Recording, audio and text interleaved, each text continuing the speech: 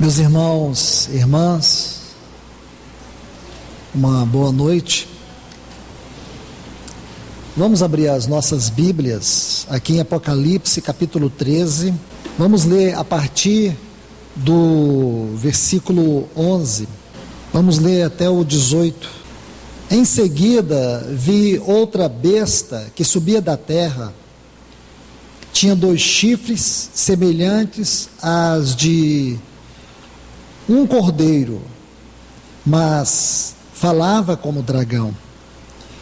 Exerce todo o poder da primeira besta na sua presença, e faz que a terra e os que nela habitam adorem a primeira besta, cuja ferida mortal foi curada.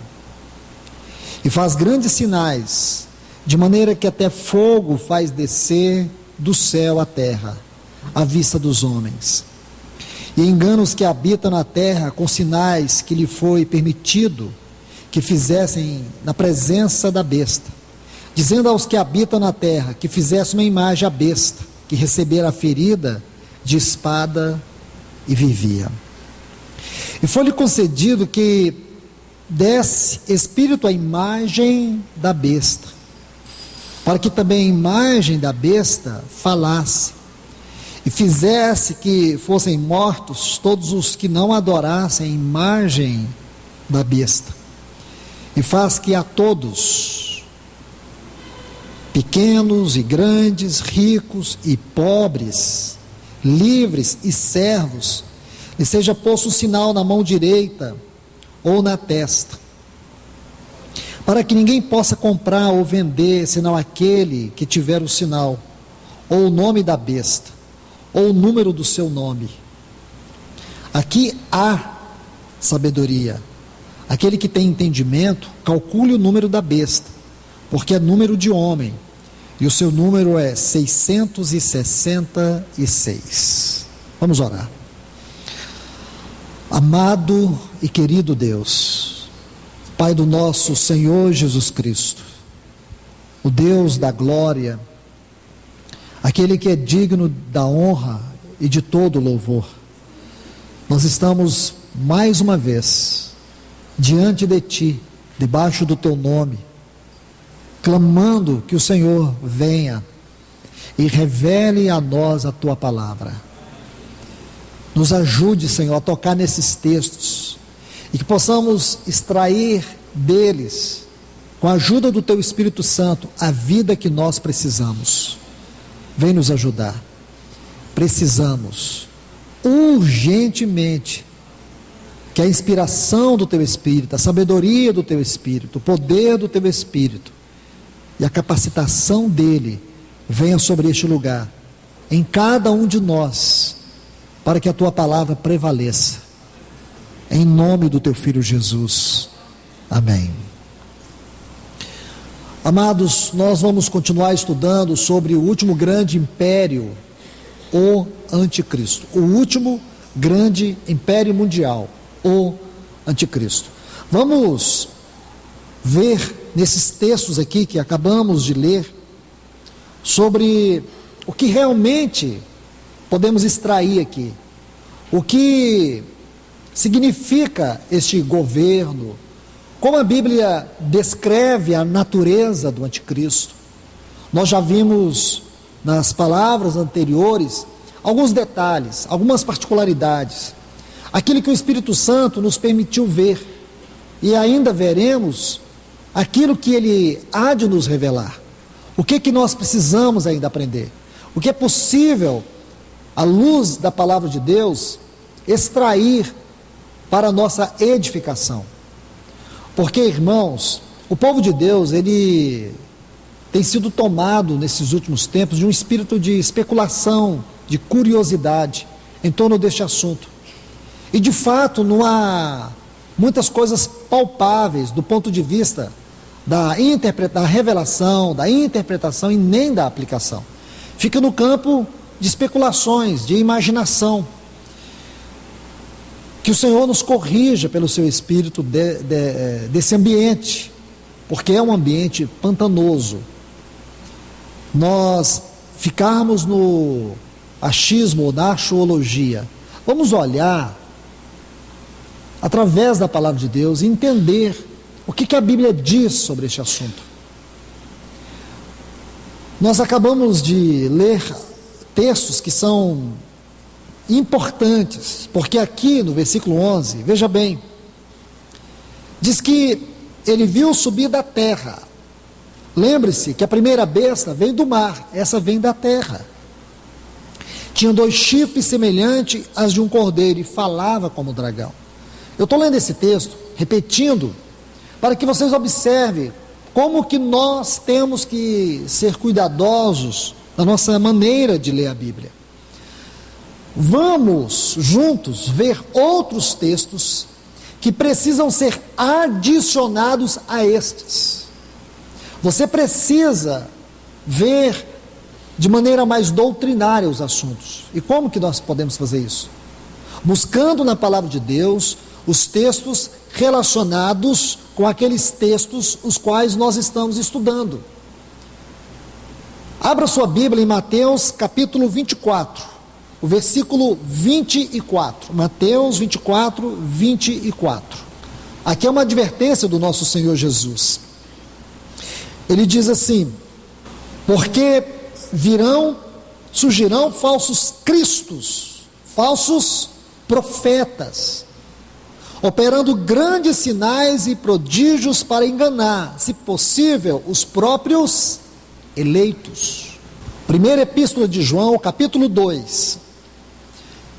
Eu encorajo os irmãos diligentemente colocar esses textos, escrever estes textos, de maneira que você possa relacionar todos eles, para que você aprenda sobre esse assunto, pelo menos que você tenha, de maneira ordenada, de maneira didática, todos estes textos juntos, para que você compreenda o assunto, porque se você não fizer isso, sabe quanto tempo vai demorar para você esquecer essa palavra? O tempo que você passar por aquela porta. Antes da mensagem, você já não sabe nem quais foram os textos lidos. E sabe o que é isso, irmãos? Vou dizer para você o que é isso. Desprezo à palavra de Deus. Porque amanhã, semana que vem, daqui um mês, daqui um ano talvez, você nem lembre como que você estudou esse assunto.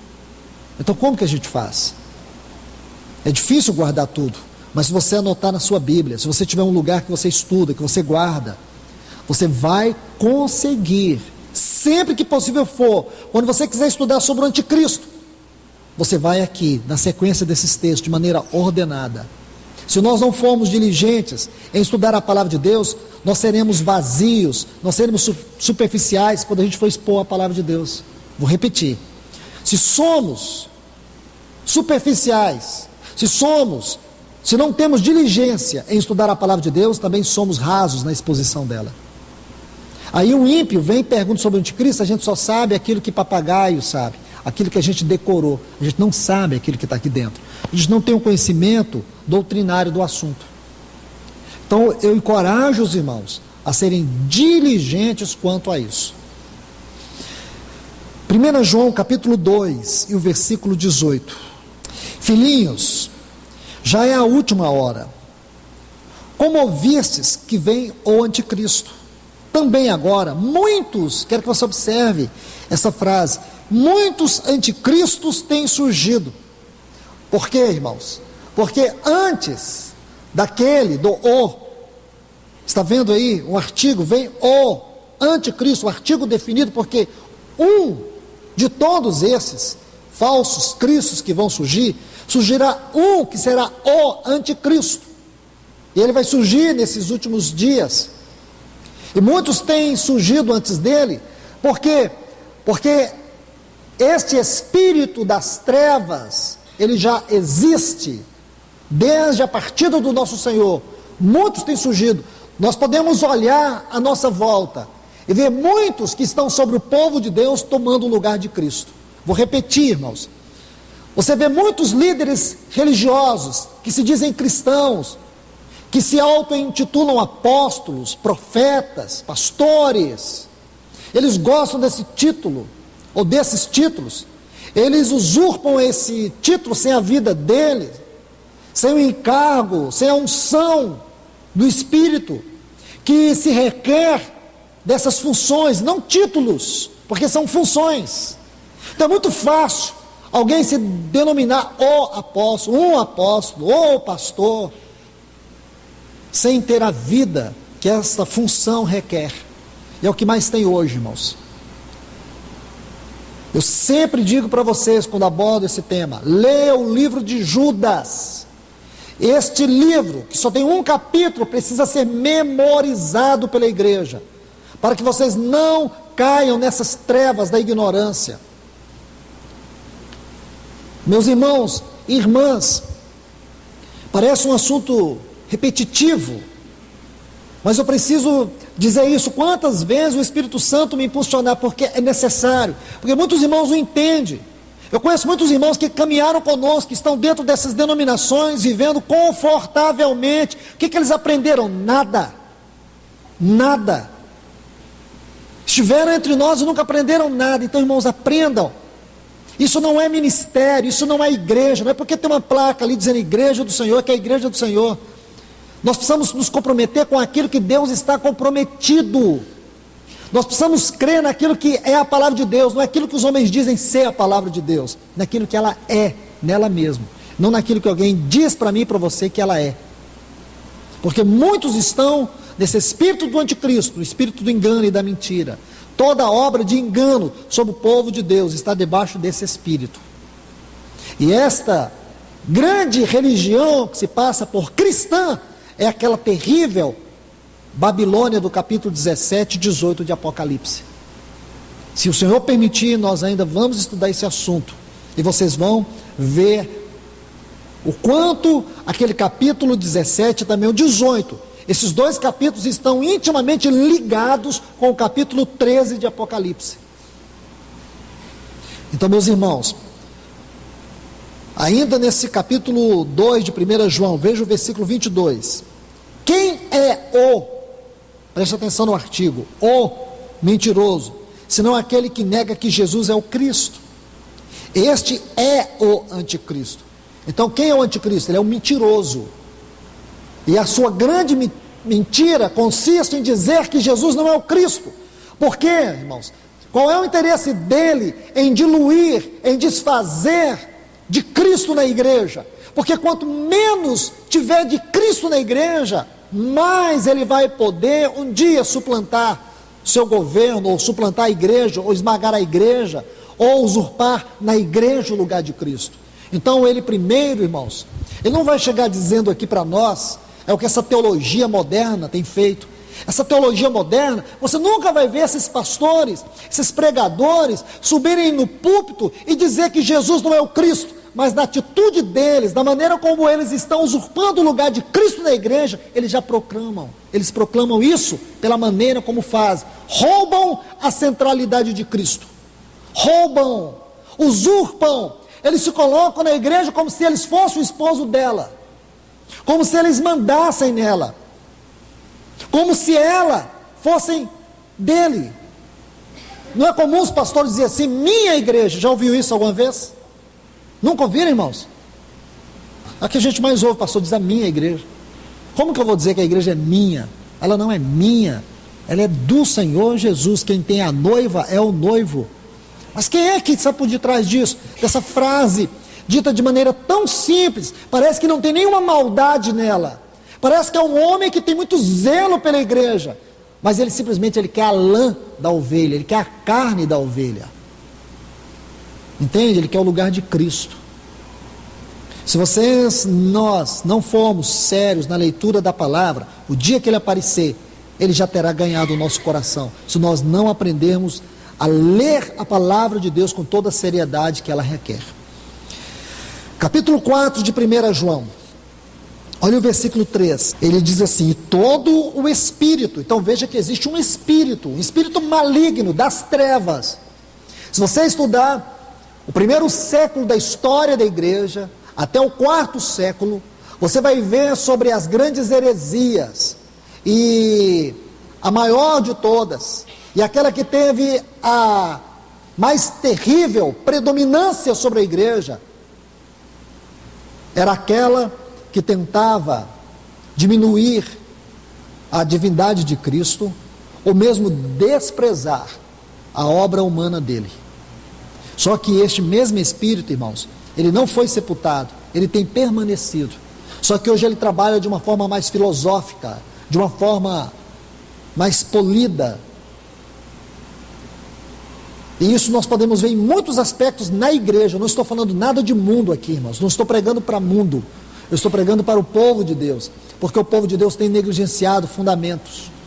Veja, por exemplo, a maneira como nós tratamos a mesa do Senhor. A maneira como nós muitas vezes tratamos a mesa do Senhor, temos desprezado a obra do Senhor e a pessoa do Senhor. E por aí vai. A maneira como nós cantamos. Você já viu como são os louvores modernos hoje? São louvores sem cruz. São louvores onde tem muito eu, meu, é mi. Nós deixamos de cantar para o Senhor e cantamos para nós. É o nosso sucesso, é o nosso bem-estar. Isso não é adoração, isso é profanação. Sou sincero em dizer para os irmãos, isso é simplesmente uma profanação. Adoração não tem nada a ver com isto. Não tem nada que seja mais nojento do que isso, irmãos, na vida da igreja, no que concerne o culto a Deus. É a maneira como muitas vezes você vê o louvor. Mas só que o anticristo, irmãos, ele vai ser adorado. E é esse tipo de louvor que já está sendo preparado para ele. É o louvor do eu, é o louvor do homem, é o louvor antropocêntrico. E um dia este homem do pecado, este filho da perdição, este homem da iniquidade, ele vai tomar o lugar de Cristo no meio do povo. Como diz o texto, se esses dias não fossem abreviados, nenhuma carne se salvaria. E que a obra dele é tão terrível que o propósito dele é enganar os escolhidos. Estão vendo, irmãos? Então veja bem, todo espírito que não confessa Jesus, não procede de Deus.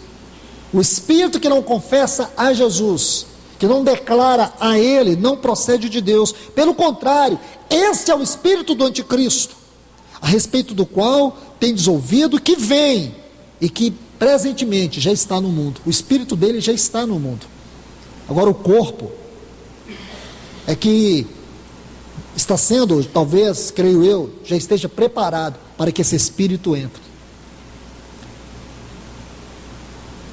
Segunda epístola de João, capítulo 1, aliás, capítulo 1, só tem um capítulo, é claro. Vejamos o versículo 7, está assim: porque muitos enganadores têm saído pelo mundo afora. E como tem, né, irmãos? Vamos ser honestos. Os maiores pregadores que estão na mídia hoje são verdadeiros espíritos demoníacos enganadores. Eles gastam mais tempo falando de dinheiro, falando deles, do que falando de Cristo, do Evangelho de Cristo. Ou eu estou enganado? Eu moro no outro planeta. Tem sido assim, irmãos. Os maiores enganadores, os maiores mentirosos que pregam, você pode até usar um subterfúgio que não corresponde ao verdadeiro contexto da palavra. Irmão, importa que o Evangelho seja pregado. Será que é isso que Paulo está dizendo em Filipenses? Não é isso, irmãos. Não é isso. Não pegue o texto fora do contexto para criar pretexto. Não é isso. O Evangelho não pode ser pregado com mentiras. O Evangelho não pode ser pregado com engano. O Evangelho não pode ser pregado excluindo o Cristo do seu lugar. Todo o Evangelho que é pregado com o propósito de que o homem seja o centro, todo o Evangelho pode ser com vigor, pode ser com choro, pode ser com o que for, mas se não for nesse parâmetro da palavra de Deus, o qual o Senhor Jesus Cristo deixou para nós o exemplo, e os apóstolos viveram isso, pregaram assim, andaram em conformidade com o padrão de Cristo. Não adianta curso de teologia, não adianta dizer que tem 40, 50, 60 anos, não adianta. Esse não é o Evangelho de Cristo é aquele Evangelho que tem como único propósito a glória de Deus, não a glória da igreja, não a glória do homem, mas a glória de Deus. Aí ele diz, muitos enganadores têm saído pelo mundo afora. Irmãos, vamos ver os textos concernentes ao falso profeta. Agora voltemos lá em Mateus capítulo 7. Vamos fazer a mesma viagem bíblica aqui. Vamos começar lá de trás, no Evangelho de Mateus. Voltemos para Mateus capítulo 7, versículo 15. Acautelai-vos ou guardai-vos dos falsos profetas, que se vos apresentam disfarçados de ovelha. Olha essa frase, irmãos. Falsos profetas disfarçados de ovelhas. Por que os cristãos são enganados? Porque esse tipo de pessoa sempre vem disfarçado de ovelha, de espiritualidade, como Satanás, que consegue se disfarçar de anjo de luz, mas com o propósito de enganar. Ele diz: mas por dentro são lobos roubadores, lobos vorazes. A única coisa que eles querem é roubar as pessoas, usurpar os bens delas, enfiar a mão na conta bancária dela ou delas, falar só de dinheiro, de prosperidade. Eles mostram a esse Deus que a única coisa que esse Deus tem é este mundo para dar para as pessoas. Se tirar a prosperidade desse mundo, da Bíblia, desses lobos vorazes, eles não têm mais nada o que pregar. Eles conseguem ver dinheiro até na morte de Cristo. Eles conseguem ver dinheiro até dentro do inferno para prosperar as pessoas. Eles usam tudo, coisas positivas, coisas negativas, com o único propósito: enganar. E assim as almas das pessoas estão sendo seduzidas pelo ter e não pelo ser. Não importa o que a pessoa é, importa o que ela tem. Que tragédia, irmãos, tem sido a vida da igreja. Por isso que você vê tantas coisas no meio do povo de Deus, porque o povo tem abandonado a leitura da palavra, a forma doutrinária da palavra, a forma expositiva de estudar a palavra. Mateus capítulo 24, vamos ver o versículo 11, está assim: levantar-se-ão muitos falsos profetas, e o que eles vão fazer, irmãos? Enganarão a muitos. Enganarão a muitos. Marcos capítulo 13, versículo 22. Pois surgirão falsos cristos e falsos profetas, operando sinais. Eu quero que você observe essa frase, a gente vai precisar dela daqui um pouco. Operando sinais, prodígios. Olha esta frase: para. Sinais e prodígios, para enganar. É o que o povo mais gosta nesse tempo. Culto se tornou um espetáculo de prodígios e sinais. Culto hoje só é culto do ponto de vista desse evangelho, que tem o espírito do anticristo por detrás dele, se tiver isso, sinais. É como se o sinal fosse o objetivo do culto. Irmãos, Cristo tem que ser o objetivo do nosso culto. Nosso coração tem que ser como o coração de Maria, lá de João 12. Então observe: para enganar, se possível, os próprios escolhidos, os próprios eleitos. Lucas capítulo 6, vamos colocar esse texto de forma adicional. Acho que é importante vocês conhecerem esse texto por causa de um pequeno detalhe que tem nele. Lucas capítulo 6, versículo 26 está assim: ai de vós, quando todos vos louvam. Sabe o que é isso? Bajulação. Quando as pessoas gostam de viver em torno disso, ou sobrevivem emocionalmente debaixo de bajulação, porque assim procederam seus pais com os falsos profetas. Porque o falso profeta é aquele que gosta do louvor para ele, gosta da bajulação, gosta da adulação.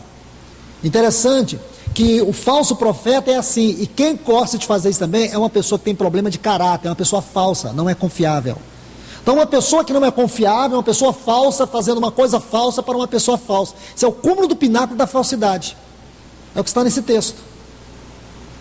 Então eu coloquei ele de maneira adicional. Vamos retornar aqui para os textos essenciais. 2 Pedro, capítulo 2. Texto muito importante. 2 Pedro, capítulo 2. E o versículo 1 2 e 3. Esses textos são importantíssimos. Observe, leiamos com cuidado.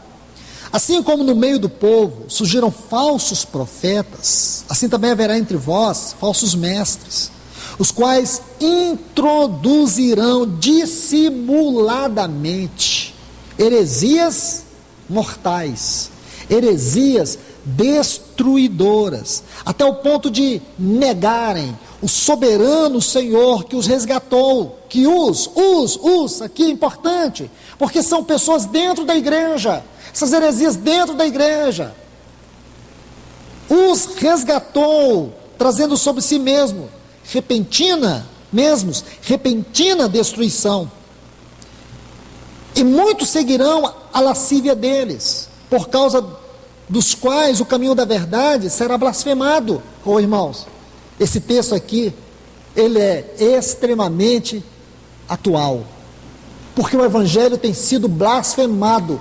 Toda semana tem um pastor na mídia fazendo o papel que não é do pastor. Tem alguém, e eu acho engraçado, irmãos, que muitos irmãos gostam disso. Acham que é muito bonito isso, eles falarem mal do governo, eles defenderem. Irmãos, esses dias o ex-presidente falou mal dos pastores. Eu acho que ele foi indelicado, mal educado e antiético. Tudo bem. Mas, irmãos, ele não falou nenhuma mentira. Porque esse modelo de pastor que está aí não é o pastor da Bíblia. Não é um pastor conforme o bom pastor, o supremo pastor, Cristo Jesus. São pastores mercenários. Se entende? Mas aí, alguém fica ofendido, por quê? Porque pode mexer na minha clientela. Irmãos, eles vão falar mal de nós, mas isso aí não me atinge. Não me atinge. Não atinge vocês. Sabe por quê, irmãos? Porque nós não temos nada a ver com isso. Esse não é o nosso reino. Nós não temos que defender classe nenhuma, porque ministério, segundo eles, é uma classe, tem até sindicato. Você sabia disso? Então fique sabendo que existe sindicato. Aqui em Goiânia tem um sindicato dos pastores. No Brasil tem um sindicato. Então isso não tem nada a ver com o evangelho. Isso não tem nada a ver com Cristo. Isso não é perseguição. E aí, irmãos, por que eles não condenam o pecado publicamente à luz da palavra de Deus, mas sempre condenam o pecado com deboche? Sempre condenam o pecado como se o pecado fosse uma coisa que surgiu agora. Então, não é este evangelho, o evangelho de Cristo. Eu te pergunto, o que Cristo faria se alguém ofendesse a Ele? É só você olhar nos evangelhos o que Ele fez. Porque Cristo nunca se preocupou com isto. Ele tinha um propósito, ele tinha um alvo. Ele estava comprometido com a glória do Pai. Ele não estava comprometido com a glória desse mundo. Ele disse que nós seríamos perseguidos. Mas, irmãos, o que eu mais entristeço é que o nome do Senhor, a glória do Senhor, a obra do Senhor, o caráter da igreja do Senhor tem sido blasfemado e eles não fazem nada. Mas quando mexeram com a classe dos pastores, ficaram ofendidos. E o Senhor Jesus, que tem perdido o seu lugar de centralidade, e a igreja do Senhor, que virou uma instituição, ninguém se importa. Meus irmãos, isso não é evangelho, isso não é ministério, isso é monastério. Então, por favor, não se prendam a isso. Nós temos coisas mais sérias na palavra de Deus. Olha o que esse texto diz: e muitos seguirão a lascívia deles, por causa dos quais o caminho da verdade tem sido blasfemado. O grande aumento do ateísmo no mundo tem sido porque o testemunho de Cristo e da igreja tem sido maculado pelos próprios cristãos. Aí diz assim: e em sua avareza farão comércio de vós com palavras fingidas. Isso está aqui, irmãos, olha, 2 Pedro capítulo 2, versículos 1 a 3. Farão comércio de vós. Ou eu estou enganado, irmãos, ou eu vivo em outro planeta, ou a igreja aqui nessa terra não tem sido um comércio. Tudo que se faz, a pessoa ganhou uma certa posição notória, ele está vendendo o nome dele, o chaveiro dele, a Bíblia dele, ele faz um cantor cristão com o nome dele, o retrato dele, o sapato dele, a gravata dele, tudo tem, e o povo compra. Você acha, irmãos, que se esses homens conseguem enganar o povo de Deus, o que dirá do anticristo? O que dirá do anticristo? O primeiro olhar que ele der, o povo vai cair aos seus pés e vai adorar como se estivesse adorando a Cristo. Então eu quero alertar os irmãos desde agora. Permita que o Espírito Santo te encha, te inunde da palavra dele, da revelação dessa palavra, da vida dela, para que você jamais seja enganado.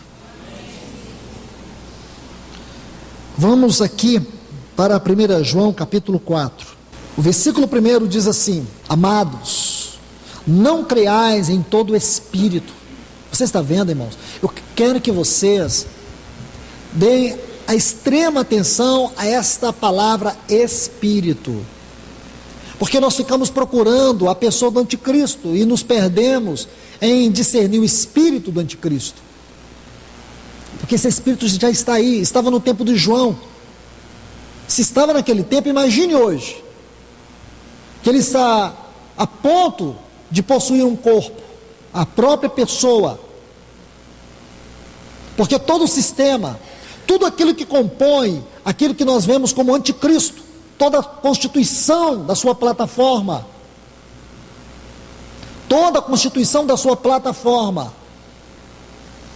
Então, irmãos e irmãs, preste atenção nisto. É o Espírito. Não creais em todo Espírito, mas, onde o povo de Deus falha, provai se os Espíritos procedem de Deus. A gente não prova. Vivemos a vida cristã de maneira indiscriminada, aceitamos tudo. Tudo. Porque muitos falsos profetas têm saído pelo mundo. Está vendo? Então aqui a gente pode perceber que esses falsos profetas, eles estão disfarçados de ovelhas, mas por dentro são lobos roubadores. Voltemos agora, por favor, para o capítulo 13 de Apocalipse. Depois dessa longa leitura, que eu acredito ser de extrema importância para nós, vamos voltar para Apocalipse capítulo 13. Vamos olhar os detalhes agora. Vamos ver a riqueza desta porção. Está assim: em seguida vi outra besta que subia da terra e tinha 2 chifres semelhantes aos de um cordeiro, mas falava como um dragão. Chifres semelhantes a de um cordeiro e falava como um dragão. O que essa porção vai nos mostrar? A natureza deste falso profeta. Observe, irmãos, o que aquele texto que nós lemos, se você voltar comigo aqui, Mateus 7,15, apresenta disfarçado de ovelha, como cordeiro, semelhante ao cordeiro, mas por dentro um lobo ou lobos roubadores. Esse falso profeta diz a mesma coisa. Por fora, sua aparência é como de um cordeiro, mas por dentro, a sua natureza.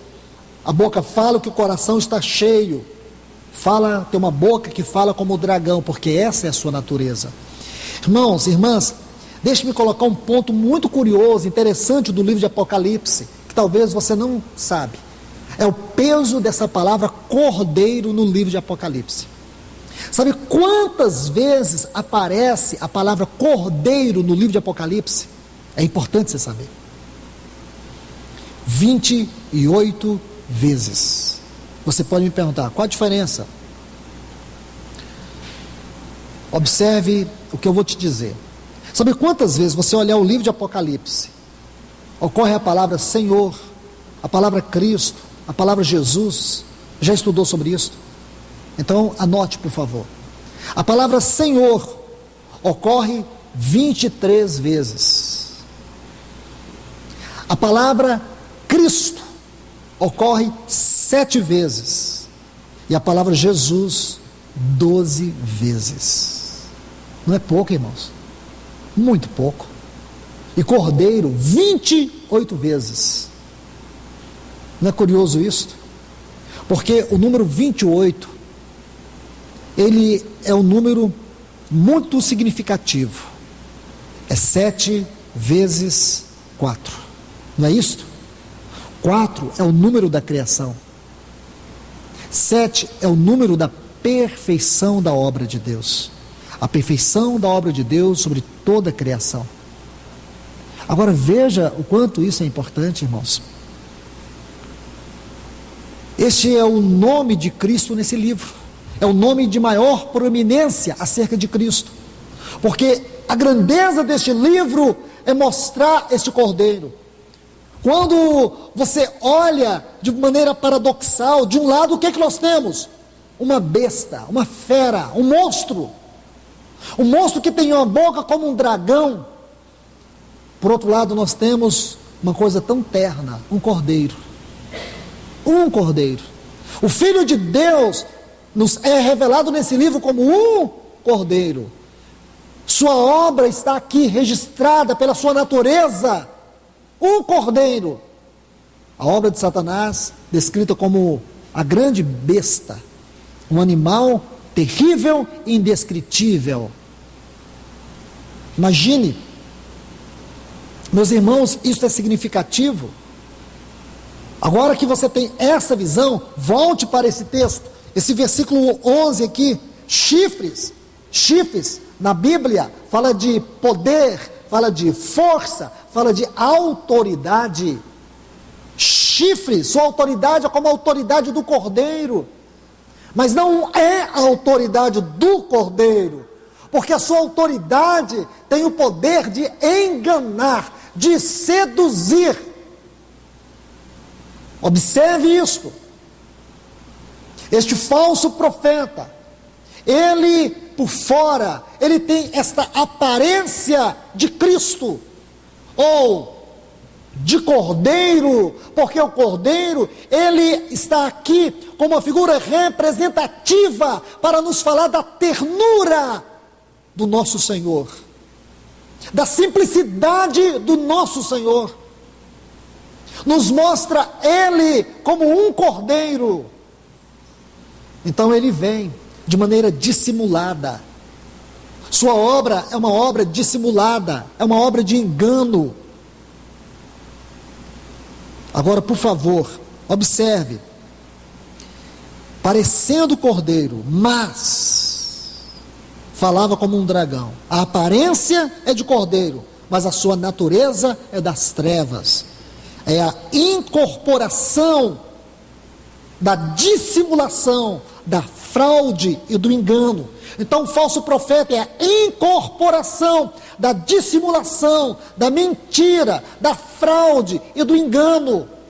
Então, irmãos, irmãs, nós temos que orar. Por favor, não brinque. Nós temos que orar e pedir para o Senhor levantar os seus profetas, levantar aqueles atalaias que possam nos avisar, que possam abrir os nossos olhos, que possam nos livrar desse espírito das trevas que dissimuladamente tem destruído o povo de Deus.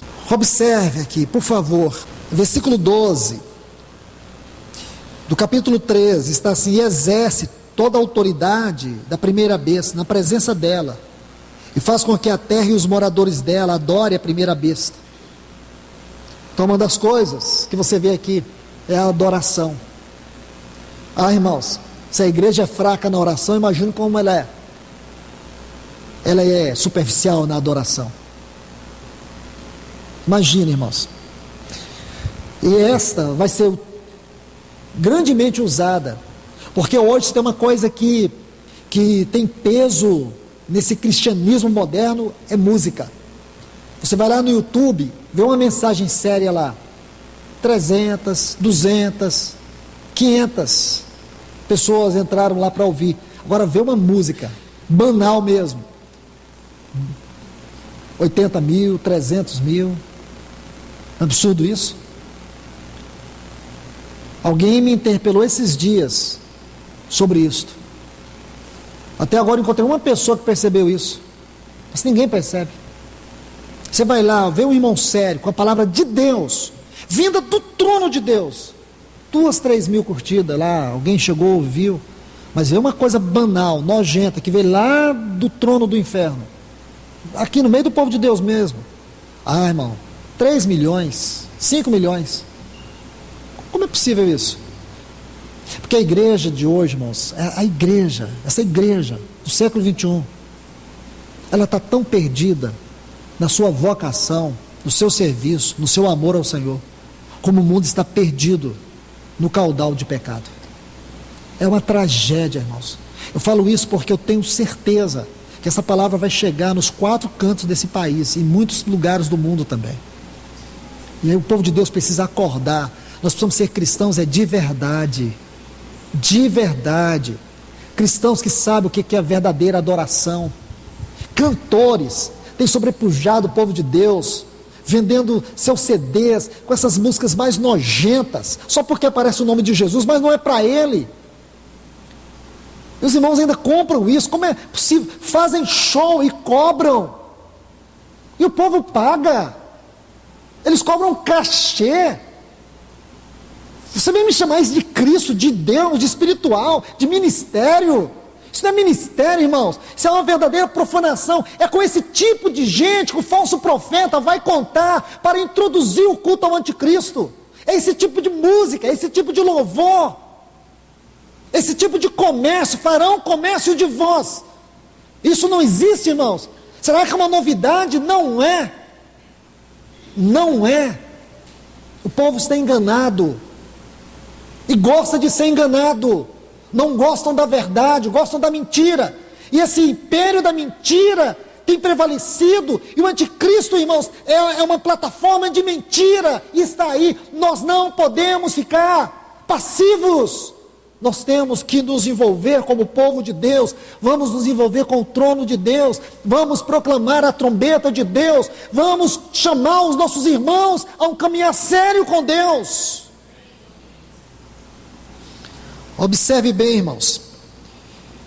Olha o versículo 12. Faz com que a terra e os seus habitantes adorem a primeira besta. Olha o 13. Opera grandes sinais, de maneira que até fogo do céu faz descer a terra diante dos homens. Olha o 14, aqui tem uma palavra que eu quero me deter nela. Seduz os que habitam sobre a terra. Olha essa frase. Por causa dos sinais que lhe foi dado executar diante da besta. Seduz. Palavra importante. O significado dela é desviar do caminho, ou do caminho correto, desencaminhar da verdade. Então, por favor, honestamente, irmãos, esta palavra seduz, ela diz respeito a quem e a quê? Ela diz respeito à igreja. Ela diz respeito ao engano. Ao engano. Meus irmãos, o mundo pode ler Apocalipse por décadas. Sabe o que eles vão entender de Apocalipse? Nada. Você pega os ímpios, pode pegar a mente mais brilhante do nosso século, e ele gastar 10 anos lendo Apocalipse. Sabe o que ele vai entender de Apocalipse? Nada. Porque eu digo para vocês que toda a Bíblia tem um caráter especial, restrito, singular em relação ao povo de Deus. Não que o mundo não seja alcançado por essa palavra, pelo contrário, claro que sim. Mas você tem um livro que ele é mais do que especial para a igreja, chama-se Apocalipse. Só nós podemos entender esse livro, o mundo não. O mundo pode ler os evangelhos, pode ler as cartas, pode ler os salmos, eles vão entender. Se eles lerem Gênesis, vão achar muito bonito e interessante toda a história do Pentateuco, os livros históricos, os livros poéticos. Eles vão achar assim, maravilhosos os livros poéticos. Mas quando lê Apocalipse, eles não entendem nada. Só a igreja, mas só a igreja. Esse livro, ele foi tirado do seu selo para a igreja ler e entender. O mundo não. Você pode pegar os cientistas, que eles não vão entender esse livro. Então, irmãos e irmãs, eu quero que você observe que essa palavra seduz. E mais uma vez eu coloco a ênfase sobre ela, porque nela nós podemos ver o quanto esse capítulo é endereçado à igreja. Essa palavra ocorre 8 vezes em Apocalipse. 8 vezes. Vamos ler os textos, que de maneira muito especial, eles vão colocar mais luz para nós entendê-la. Vamos aqui, volte comigo para o capítulo 2, versículo 20. Mensagem à igreja de Tiatira. Isso é curioso, porque essa igreja, ela descreve na história o período mais negro da vida da igreja, aquele período que durou 1000 anos, que é chamado Idade das Trevas. Olha o versículo 20. Mas tem umas poucas coisas contra ti, que toleras que essa mulher, Jezabel, que se diz, olha a palavra, irmãos, vê se não bate, que se diz profetiza. Nós estamos falando do falso profeta, que é uma falsa profeta. Ensine, seduza, olha a palavra, meus servos a fornicar e a comer coisa sacrificada a ídolos. Olha aí, irmãos. Se você observar essas duas frases, fornicação, carnalidade, pode ser o sinônimo aqui. E aqui, comer coisas sacrificadas, idolatria. Carnalidade e idolatria são duas coisas que nós vamos encontrar com muita substância, evidências aqui em Apocalipse, nos exortando sobre esses dois pecados, a idolatria e a carnalidade. Um bom exemplo é aqueles 144 mil que se encontra ali no capítulo 7 do livro de Apocalipse. Você vai ver aquelas duas tribos que estão faltando. E depois a tribo de Dan e a tribo de Efraim, e também vê aquela ordem que foi invertida. Rúben, que era o primogênito, não aparece em primeiro lugar encabeçando aquela lista. E você sabe que o problema de Rúben foi a carnalidade, e o problema de Dan e Efraim foi a idolatria. Então, colocando apenas isso aqui para vocês verem, mesmo que de forma panorâmica ou bem superficial. Então aqui dá para nós percebermos com clareza o que o Senhor está dizendo. Vamos para o capítulo 12. O versículo 9 diz: foi lançado fora o grande dragão, a serpente antiga, que se chama Diabo e Satanás, o qual engana o mundo inteiro. Foi atirado para a terra e seus anjos foram expulsos com ele. Então você sabe que esse é um texto muito profundo esse texto, porque ele está falando daquele acontecimento que está registrado no capítulo 14 de Isaías e o capítulo 28 de Ezequiel, que é aquela rebelião de Lúcifer. Mas também ele está falando do capítulo 13 de Gênesis, quando a serpente seduziu Eva. Nós já estudamos sobre Gênesis 13, o versículo 5, quando nós vimos os detalhes daquele versículo, sobre o olhar de Eva, quando a Bíblia diz que ela viu, que ela desejou. Então, como a sua alma foi despertada, foi sendo seduzida paulatinamente por aquela serpente. Então esse versículo é muito profundo, e isso aqui está no âmbito profético para nós, porque é assim que Satanás faz. Irmãos, ninguém desvia do dia para a noite. Deixe-me dizer isso para vocês, ninguém desvia do dia para a noite. Quando você fica sabendo que o irmão realmente apostatou, ele já vem apostatando há anos, ele já vinha fazendo concessão, provisão para a carne, ele já vinha abrindo brechas há muito tempo. Ele não deixou de orar ontem, ele não abandonou o verdadeiro culto a Deus ontem, ele já vinha caindo, ela já vinha caindo há muito tempo. Coisas sutis foram penetrando. Essa é a pior forma de queda, é a apostasia. Não é uma pessoa que de repente tropeçou, não, é aquela pessoa que lentamente ela vai sendo seduzida pela serpente, pelo engano. Essa palavra seduz é muito importante. Coisas que eu não permitia, coisas que eu não tolerava, coisas que eu não amava, hoje eu passo a amar, eu passo a aceitar. Eu passo a conviver com aquilo sem me sentir ofendido da minha espiritualidade. É assim, irmãos. É assim. Irmãos, peça ao Senhor que Ele torne o seu coração radical com a palavra dEle, dia após dia. Nós vamos envelhecendo, mas que a gente irmãos, que nós não sejamos presas fáceis. Quanto mais os anos cheguem, mais maduros, nós vamos ficando. Que o nosso coração seja como o de Jacó. Que figura linda! Jacó, velho, sob o seu bordão, adorando a Deus. Que figura linda! Vamos, irmãos, combater o bom combate. Se nós tivermos que terminar a carreira aqui, vamos preservar a fé. Não vamos combater o bom combate sem a fé, porque não tem nenhum bom combate. Combate o bom combate da fé, não foi o que Paulo disse para Timóteo? Todo o bom combate é o bom combate da fé. Não perca a fé, não perca o seu amor pelo Senhor. Peça que Ele aumente esse amor, peça que Ele faça você mais radical em ver e amar essa palavra. Porque Satanás, ele vai diluindo os nossos valores espirituais. Ele vai diluindo, ele vai diminuindo, minimizando. E quando você vê, você está totalmente permissivo. É uma coisinha que você não fazia, que hoje você nem se importa. Antigamente eu não fazia isso. Mas isso não é pecado, eu agora vejo. Sabe, essas coisas perigosas, são essas tolerâncias. E quando você vê, você já está no lamaçal que você não consegue sair. Que o Senhor nos ajude, irmãos. Vamos aqui em Apocalipse 19, 20. O versículo 20 diz: a besta foi aprisionada, e com ela o falso profeta que fizera diante dela os sinais com os quais, olha a palavra aqui, enganaram, seduziram os que receberam a marca da besta. Meus irmãos, essa é a grande preocupação dos nossos dias, né? É sobre o chip, é sobre a marca.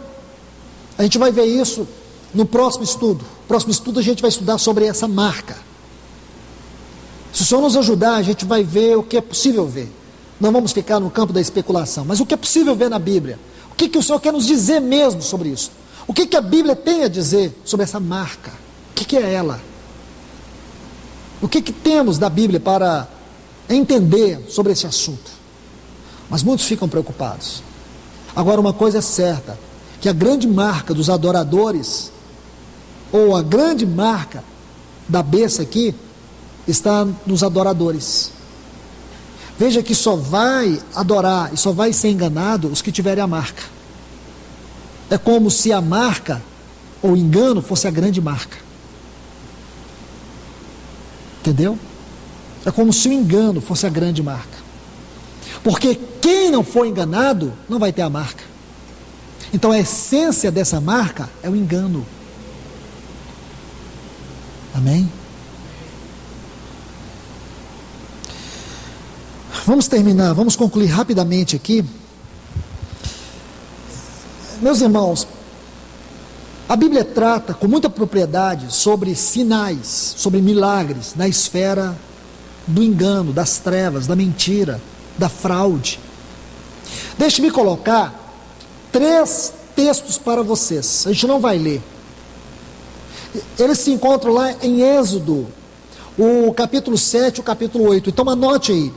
Êxodo capítulo 7, o versículo 12, onde você vai ver aqueles magos do Egito imitando o poder de Deus diante de Moisés e Arão. Aí você vai ver que no versículo 12 do capítulo 7, eles conseguem imitar, eles conseguem enganar, fazendo com que as varas deles se transformassem em serpentes. Depois, no versículo 22 deste mesmo capítulo 7, eles conseguiram transformar água em sangue. E por último, no capítulo 8, versículo 7, eles conseguiram também fazer com que as rãs subissem na terra. Porém, quando eles chegaram no quarto milagre, o dos piolhos, eles não conseguiram. E quando o faraó inquiriu eles disseram assim: isto é o dedo de Deus. Porque milagre é o dedo de Deus. Então nós sabemos que Satanás, ele pode sim, ele pode fazer milagres, pode. Mas o milagre de Satanás está na esfera do engano.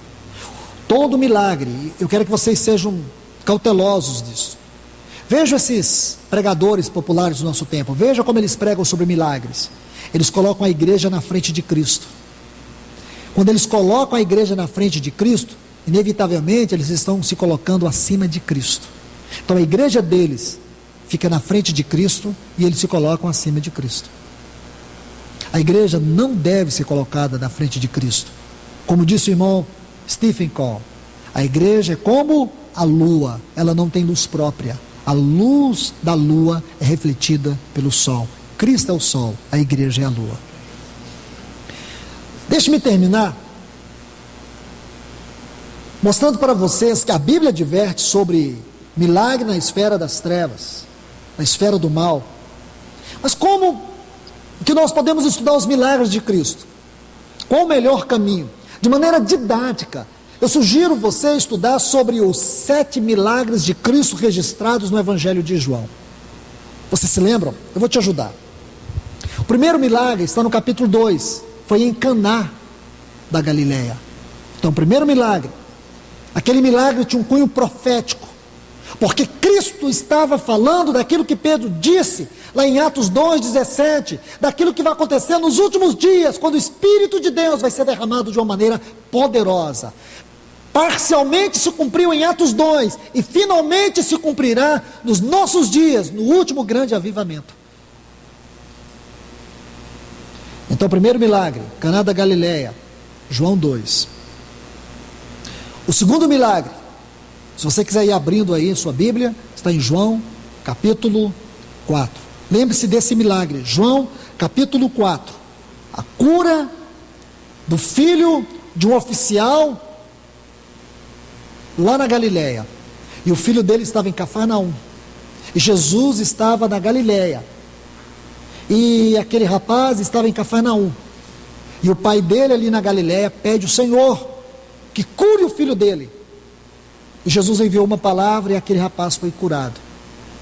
Então você vai ver que os milagres de Cristo, eles transcendem os milagres dos nossos dias. Hoje os milagres dos nossos dias, na grande maioria, levam as pessoas a uma igreja. A igreja fica na frente, ela fica em evidência. Eles usam o nome de Jesus, mas a evidência está sobre sua, entre aspas, com um I bem minúsculo, igreja. Não uma igreja como o corpo de Cristo, a igreja onde Cristo é o cabeça. A igreja onde o homem é o centro. O homem fica em evidência. Então, por favor, procurem discernir isso para vocês não serem enganados. Que nossa maior necessidade, irmãos, não é só de milagres. Nós temos uma necessidade maior do que milagres. É que nos milagres nós possamos ver Cristo, ganhar Cristo. E não o milagre de Cristo, mas a própria pessoa de Cristo. Então você vai ver esse segundo milagre aqui, no capítulo 4. Jesus curando o filho deste importante oficial. O terceiro milagre está no capítulo 5, é lá no tanque de Betesda, aquele paralítico que há 38 anos estava ali, na beira daquele tanque, e ninguém colocava ele, porque eles criam que se alguém entrasse ali, poderia ser curado. E aquele homem ficou 38 anos lá e não recebeu a cura. Mas um dia, o que ele não conseguiu em 38 anos, ele conseguiu em um só momento. Ele conseguiu com a fé. Porque a fé é isso, irmãos. Muitas vezes, nós não conseguimos entender isso. Nós achamos que muitas coisas, que muito tempo, muito isso, muito aquilo, e a fé é só um ato. É você saber que você precisa exercer a fé na pessoa e não na sua necessidade. A sua necessidade não pode falar mais alto do que a pessoa de Cristo na sua vida. Queremos milagres para quê? Para nos tornarmos uma propaganda da nossa fé orgulhosa? Queremos milagres para mostrar para as pessoas que nós, de maneira singular, somos especiais para Deus? Queremos milagres para fazer do milagre a nossa mensagem? A nossa mensagem é Cristo e não os milagres de Cristo. Nossa mensagem é a pessoa dele. Os milagres são transitórios. Você termina um milagre, você já está necessitando de outro. Você sai de uma bênção, já está buscando outra. Nós somos insaciáveis até para receber de Deus o milagre. Milagre não é um fim, é um meio que nos leva a Cristo. Aí você vai ver o quarto e o quinto se encontram em João capítulo 6. O quarto É quando Jesus multiplica os pães. Tudo isso é didático, tudo isso tinha um propósito. Jesus multiplicou os pães. Aí logo em seguida as pessoas foram procurar ele por causa dos pães. Aí ele lhes deu o pão do céu. Eles não quiseram. Sabe o que eles fizeram? Abandonaram. Porque quando ele começou a pregar a palavra, o povo abandonou. Porque as pessoas só queriam ele por causa dos milagres, não por causa da palavra. É a mesma coisa, irmãos. Eu duvido, se nós estivéssemos aqui, irmãos, plantando bananeira, se nós estivéssemos aqui fazendo campanha para o fogo descer, para o fogo subir, para o fogo fazer isso, para mais não sei o que, campanha mais não sei o que. Ah, irmão, esse local aqui era pequeno. Mas se é um dia de estudo, pode ter certeza, as pessoas não terão interesse. Porque aquele povo não tiver interesse diante de Cristo, eles vão ter interesse hoje. Tem que amar Cristo mesmo para ter interesse. Tem que amar Ele mesmo para ter interesse. E não o pão que Ele dá, mas Ele mesmo como pão que nos alimenta. Os milagres são transitórios. Comer o pão que o Senhor multiplica é transitório. Alimentar dele é eterno. Veja, irmãos, as lições que nós temos que aprender é tudo muito superficial, mas cada um deles. O quinto milagre que você vai ver aqui em João, a partir do versículo 16, ele anda sobre as águas. Por que ele faz isso? Para mostrar que ele é Senhor, que sobre a natureza só ele tem poder. Ninguém tem poder sobre a natureza. Ele, porque ele é o Criador, o sustentador dela. E o sexto milagre, João 9, ele cura um cego. Lembra? Um cego de nascença. Aí, se você ler aqui em João capítulo 9, você vai ver que ele manda aquele cego, se lavar no tanque de Siloé. Siloé é uma palavra hebraica para enviado. Aí você tem que colocar outros textos aqui, Atos 26, 18 e 19. Lembra quando Paulo diz que Deus lhe enviou para abrir os olhos das pessoas? Ele vai usar agora a palavra no grego, enviou, que é o caráter do ministério apostólico, que abriu os olhos das pessoas. Então os milagres de Cristo eram milagres didáticos, e levavam as pessoas a Ele, e era para a glória de Deus. Os milagres hoje, eles simplesmente satisfazem esses enganadores, esses fraudulentos, que vivem desses milagres de engano, para poder pegar essas pessoas desavisadas, e mantê-las no seu cabresto, na sua rédea, e roubar delas o privilégio de conhecer Cristo, sua pessoa, sua obra, conhecer o propósito de Deus. Mas tudo isso, irmãos, é um espírito do anticristo que está no meio do povo, mantendo elas, preparando elas para este grande e terrível império que estará se formando, ou já está se formando, onde ele vai aparecer, onde o falso profeta vai vir operando mentira, enganos, fraudes. E assim, irmãos, muitos correrão atrás e receberão a sua marca. A marca, a essência dessa marca está no engano, está na mentira. Que nós sejamos ajudados nessa noite pelo Espírito de Deus, que Ele venha a mim e a você e nos fale face a face, que Ele nos ajude com a sua palavra. Que Deus vos abençoe. Pai, te adoramos, te agradecemos por mais uma noite que tivemos aqui aos teus pés. Nos ajude em nome do teu Filho Jesus. Vem nos ajudar, Senhor. Abençoe a tua igreja nesta noite. Nos abençoe com esta palavra. Derrame ela no nosso coração, na nossa mente. Dá-nos diligência em ler, em estudar. Senhor, que nós tenhamos a liberdade de cair aos teus pés e pedir, Senhor, nos ajude nesta hora, porque temos visto por todos os lados esse espírito maligno do anticristo, enganando, seduzindo o teu povo, levando o teu povo à apostasia, à frieza, à indiferença. Aviva o nosso coração, aviva o nosso coração de amor, de desejo, de anelo por ti. Te pedimos, ó Deus, em nome do teu Filho Jesus, em nome de Jesus. Amém, Senhor.